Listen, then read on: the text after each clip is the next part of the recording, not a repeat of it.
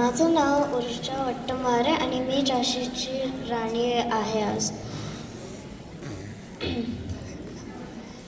माझं नाव झाशीची राणी लक्ष्मीबाई गंगाधरपंत नेवाळकर. माझा जन्म 1835 साली काशी शहरात झाला.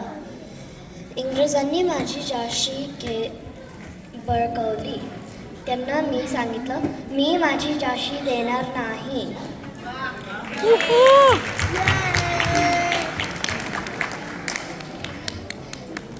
झाशीच्या आणि भारताच्या स्वातंत्र्यासाठी 1857 साली रणांगणावर मी माझा